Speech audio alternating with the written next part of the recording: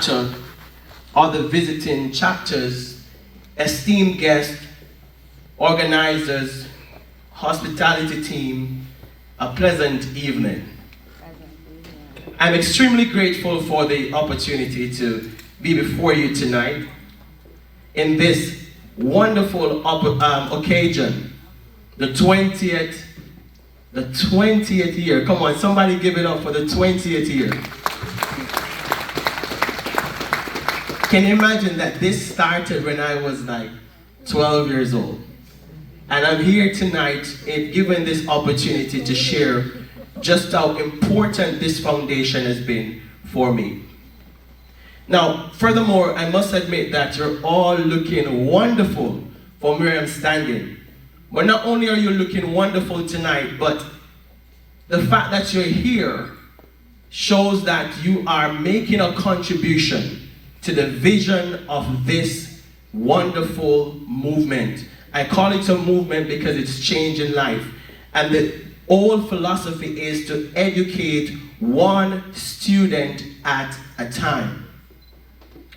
God will often cause us to go through trials and tribulations in life to find your inner treasure, for you to thrive, but He will also cause you to go through trials to find your tribe.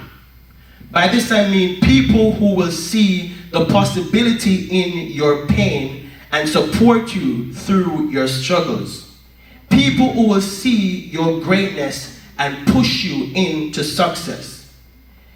Today I'm here to say thank you, because it was Kofi who said gratitude is a must. Gratitude is a must. And today I believe that the Atlanta chapter was the blessing that fell in what? My right hand.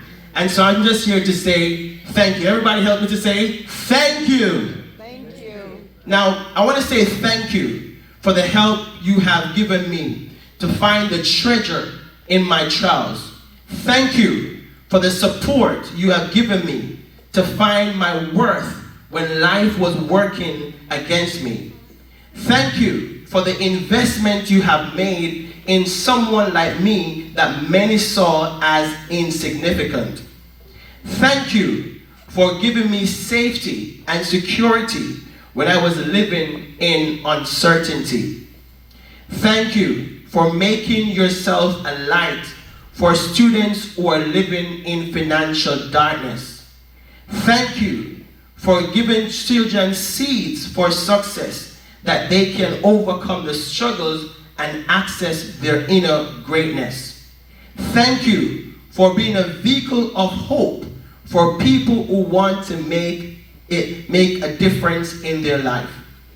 And most importantly, thank you for the sacrifice you make year after year so that others can unlock their inner greatness. J.K. Rowling once said, "No story lives unless someone wants to listen." This evening, I want to engage your attention as I share with you my journey and why it is so important for me to say thank you. I want to take you back to 2005. It is a year that Hurricane Katrina devastated the southern areas of the United States. It was a year filled with uncertainty, and poverty was my reality. I just passed the grade 9 achievement examination for Homewood Technical High School. This was a big deal for me because the idea of attending high school felt like a dream that would never become a reality. By now, many of you might be wondering, why am I saying this? Because you see me standing here before you today. I was never a smart child.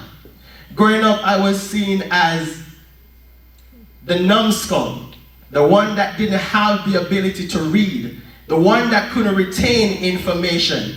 I struggled to read, and like many people who were successful to move on to high school, I failed the GSAT examination with flying colors. My grades were so poor, I wasn't even considered for secondary school. I had to remain at the same school for an additional 3 years. But not only was I placed in the same school, we were placed in an area of the school that they called the Fulcrum, which was an area that the rejects were sent. It was cold, dilapidated, unwanted. You feel like just as how the environment was, you felt unwanted. Feeling defeated, at some point I thought the best thing for me was to not exist. After failing, all my friends were going on to high school and I remained in the same school. But there was hope. One day my sister said to me, you need to learn to read. And she gave me the book, Gifted Hands. Anybody know that book? Gifted Hands was the book that changed my life forever. Ben Carson shared his story of how he had to overcome his difficulty of reading, and it showed how he navigated through the struggles that his mother was going through. It depicted the life that I was living. And so if I said to myself, if Ben Carson could read at a later stage and change his life, then I could do the same thing. And so day after day I tried to read, and each day I got a bit better.